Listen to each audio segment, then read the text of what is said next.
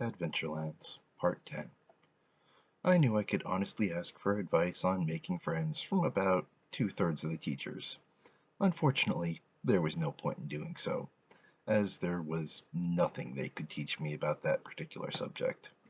After all, we generally had the same number of real friends, 0. Unlike them, however, I had plenty of superficial ones. The other third of the teachers would generally laugh disdainfully at the idea of having a friend.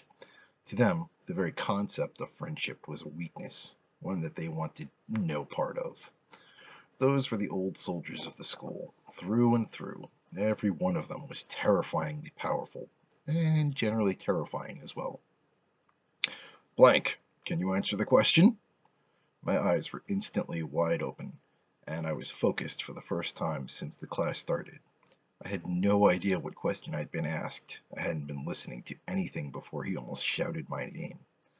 Sorry, I didn't understand the question. Could you phrase it another way?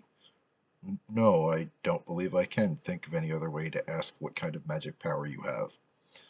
Oh, then I just wasn't paying attention. Sorry. Now that you have heard the question, would you mind answering it? Yes? I did my best to make it sound like it was the only answer I could give. Half the classroom erupted in laughter. I couldn't tell if they were laughing at me or Mr. Peralta, but either way, I didn't like it.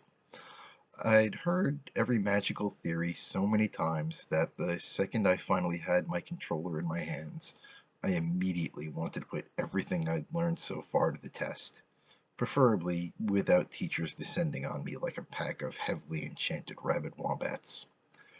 One of the few benefits to a teaching position at La Fiore was being allowed to retain all personal enchantments.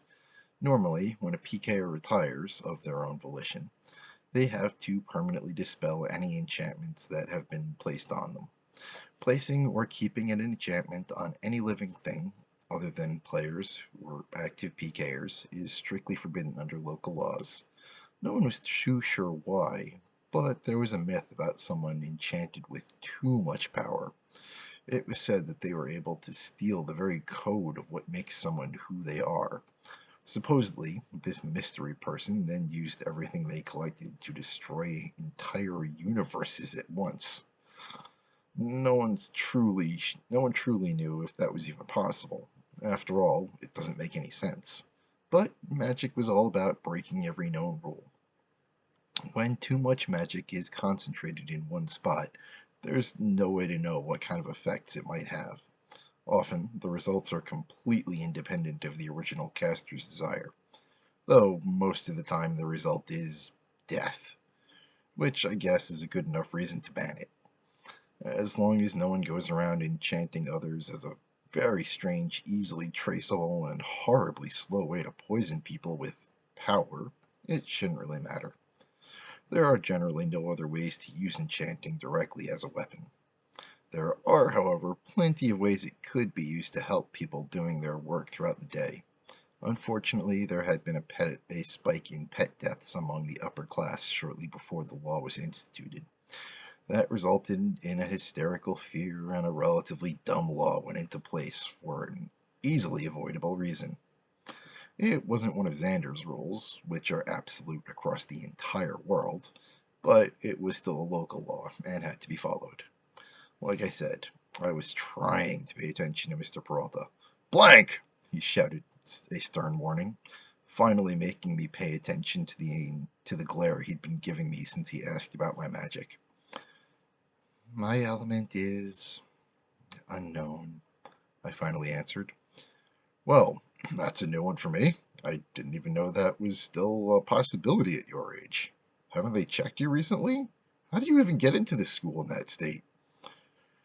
They tried to test me, but the machines always just say that there's nothing in them. Well, that kind of magic. Well, what kind of magic did your parents have? It's usually related to yours, if not directly passed down. I don't know. I was adopted as a baby, and no one's ever told me much of anything about them. Well, I wish I hadn't asked about that in front of the whole class, he mumbled before clearing his throat and moving on.